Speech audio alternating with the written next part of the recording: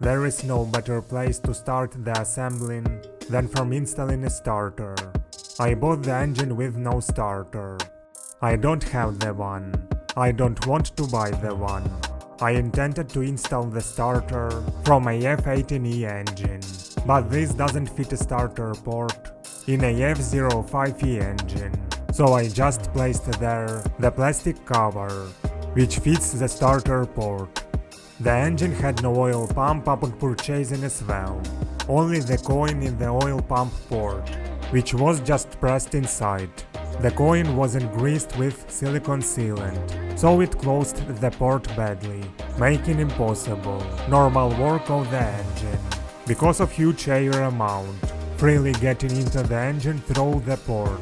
I have this oil pump, and this one not the one which should be there. The oil pump I keep belongs to a F18E engine that has a bit bigger oil pump port.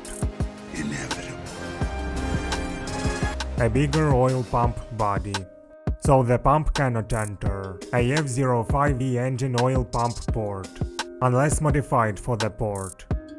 Also the pump shaft doesn't fit a F05E engine crankshaft thread for running the oil pump, but this is not a problem at all, because I oil the engine by mixing oil and fuel.